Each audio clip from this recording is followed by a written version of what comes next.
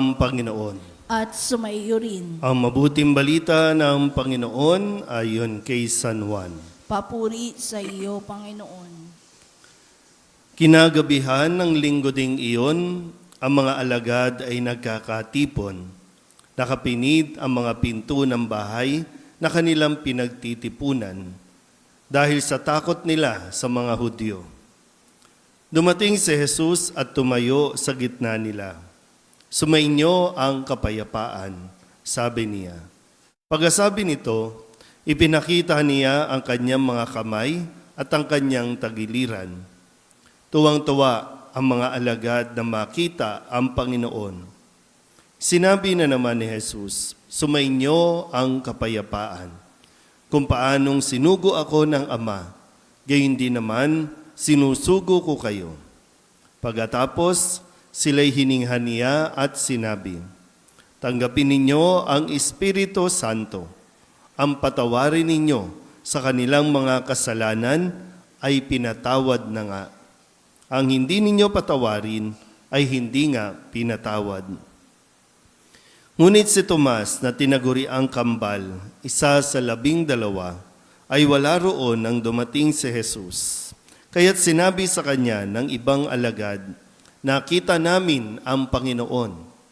Sumagot si Tomas, hindi ako maniniwala hanggat di ko nakikita ang butas ng mga pako sa kanyang mga kamay at naisusuot dito ang aking daliri at hanggat hindi ko na ipapasok ang aking kamay sa kanyang tagiliran. Makalipas ang 8 araw, muling nagkatipon sa loob ng bahay ang mga alagad. Kasama nila si Tomas.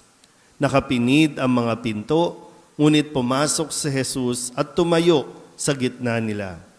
Sinabi niya, sumainyo ang kapayapaan. Saka sinabi kay Tomas, tingnan mo ang aking mga kamay at ilapit dito ang iyong daliri. Ipasok mo ang iyong kamay sa aking tagiliran. Huwag ka nang mag-alinlangan, maniwala ka na.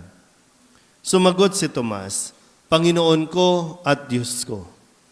Sinabi sa kanya ni Jesus, naniniwala ka na ba sapagkat nakita mo ako? Mapapalad ang mga naniniwala kahit hindi nila ako nakita.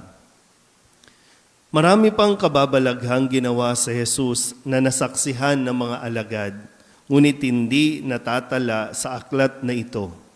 Ang mga natala rito'y sinulat upang sumampalataya kayong si Jesus ang Mesiyas, ang anak ng Diyos, at sa gayoy magkaroon ng buhay sa pamamagitan niya.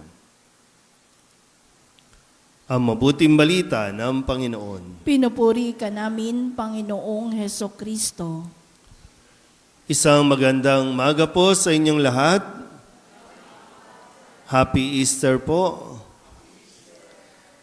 Ngayon po ang 2 linggo ng Pasko ng muling pagkabuhay. 2 linggo.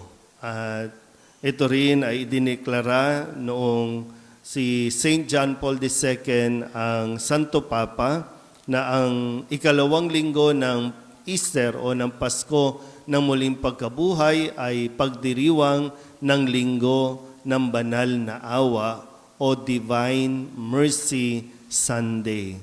At doon din po nagsimula yung pagpapalaganap ng debosyon ng pagdarasal ng Divine Mercy Chaplet o nitong ating naririnig tuwing 3:00 ng hapon, yung 3 o'clock habit. Ngayon po, matapos ang 1 linggo, kung kayo po ay nakiisa ng pagdiriwang nung nakalipas, kung saan ay narinig natin ang kwento ng muling pagkabuhay ni Jesus. Sabihin nyo nga sa katabi ninyo, nabuhay na si Jesus. At marami po ang talagang wala lang, marami ang nagdududa pa rin, marami ang hindi pa rin makapaniwala kung paano mangyayari yon. Pero tandaan po natin, si Jesus ay totoong Diyos at totoong tao. Sa kanyang pagkamatay, na ipakita ang kanyang pagiging tao. So lahat ng tao mamamatay. Ang kanyang muling pagkabuhay ay nagpahayag naman ng kanyang pagka-Diyos. Tanging Diyos ang makakabuhay. Tanging Diyos lang ang muling mabubuhay. Yung sa proseso natin, no? Tayo, pag namatay tayo, mabubuhay tayo at yung tinatawag na sumasakabilang buhay na tayo. Pero si Jesus, no, yung kanyang pagka-Diyos ay ipinahayag sa pamamagitan ng kanyang muling pagkabuhay. At nabuhay si Jesus hindi para maghiganti. Nabuhay siya para lalong maghatid ng kapayapaan. Imagine niyo po ulit, no? Nung pagkabuhay ni Kristo, matapos ang isang linggo, siya pa ang nagpakita sa kanyang mga alagad. Sa pangalawang beses, no, ay nagkakatipon ang mga alagad, nakasara ang mga pintuan, pero pumasok si Jesus at bumati ng sumainyo ang kapayapaan. Sabihin niyo nga ulit sa katabi ninyo, sumaiyo ang kapayapaan. Hindi ko alam kung bakit kayo nagsasara. No? Sa yung karanasan natin, no? Kadalasan kapag nasasaktan tayo, kapag mayroon tayong nagagawang kamalian, ang tendency, magtago tayo. Magtago. No? Kasi itong mga alagad po, no, sabi dito, natatakot sila sa mga Hudyo. Bakit matatakot? Alagad sila ni Jesus. So, hinuli ang Panginoon nila, pinarusahan, pinako sa krus na matay. So, ganun din ang mangyayari sa mga tagasunod, sa mga alagad. Kaya nagtatago. At po pwede rin, nagtatago sila, nagsama-sama sila, kasi nandoon yung kanilang yung guilt nila na iniwan nila si Jesus ng mga panahong kailangan niya ng kasama. Dininay pa ng ibang mga alagad na may connection sila kay Jesus. Kaya ito na, realize siguro nila na malaki ang ating naging pagkakamali, ang ating kasalanan, ang ating pagkukulang. Kaya nandoon sa isang silid. Pero lumitaw si Jesus at sinabing, sumainyo ang kapayapaan. Peace. Peace na tayo. Mahirap paniwalaan, no? Kaya nga mayroon pang nagdududa. Talaga ba? Sigurado kayo sa kabila ng ginawa natin, ng ating naging pag-uugali, makikipag-ayos si Jesus sa atin? Makikipag-ayos ang Diyos sa atin? Nakakaduda naman. At mismo si Jesus na rin ang umaalis o nag-alis ng kanilang pagdududa.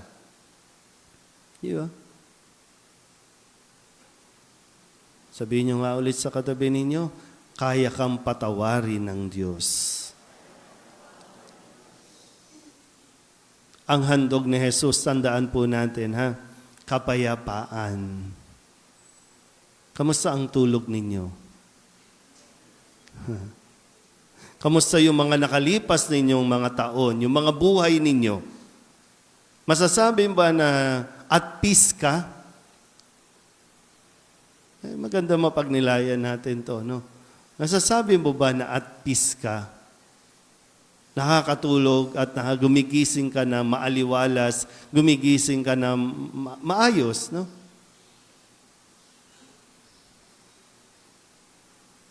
Tingnan nyo nga ulit mga mukha ng katabi ninyo.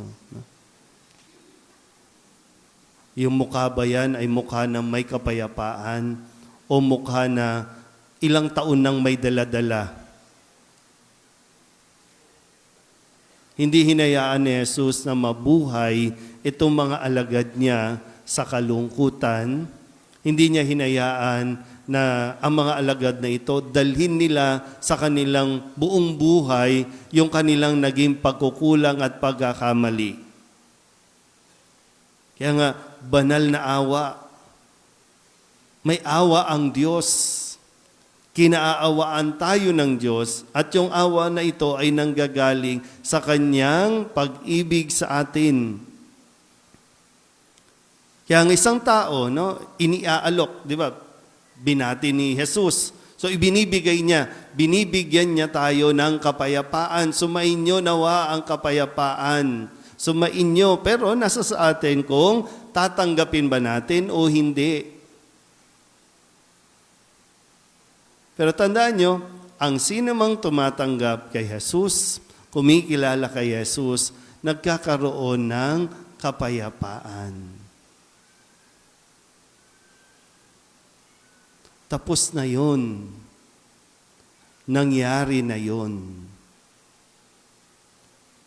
Hindi ka magkakaroon ng kapayapaan kung mamumuhay ka sa paninisi.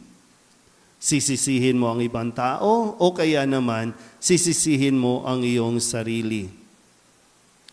Huwag namang umabot sa punto na isinisisi natin sa Diyos ang mga nangyari sa buhay natin. Kasi kung dito, makikita natin ang pagkilos ng Diyos, hindi niya tayo sinisi. Di ba? Ang kanyang pagkakapako dahil sa atin Pero sinabi pa niya, nung nasinisisi niya tayo, hindi. So hanggat hindi natin tinatanggap si Kristo, walang kapayapaan sa puso natin. Kapag walang kapayapaan, walang kasaganaan. Kapag walang kapayapaan, walang ginhawa. Kapag walang kapayapaan, hindi ka matututong magbigay. Lalong-lalo na yung pagbibigay ng pagmamahal. Magiging makasarili tayo kung wala tayong kapayapaang nanggagaling sa Diyos. Mayroon pong kahit yung mga tao na may pinagdaraanan, yung mga tao na kahit may problema, na parang buong mundo, ang problema ng buong mundo nasa kanila na. Pero panatag pa din. Ito yung mga taong talagang tumanggap at naniniwala na si Kristo ay namatay, nabuhay para sa Kanya, para sa tao. Kaya ngayon, ibabalik ko po, ilang taon mo nang dinadala yung karanasan na yan, ilang taon mo nang dinadala yung nagawa mo noon, kaya hindi ka mapanatag. Either ikaw ang nakagawa ng kasalanan o ikaw ang hindi makapagpatawad o hindi makamove on na ginawa yan sa'yo. Kaya lagi yan na lumalabas, nagre-resurface yan, at yan ang nagbibigay sa iyo ng kung anumang kalungkutan sa buhay. Nawa po, sa linggong ito, mas maunawaan natin na lumalapit si Jesus sa atin, dumarating siya sa atin para handugan tayo ng kapayapaan na deserve ng bawat isa sa atin. Amen?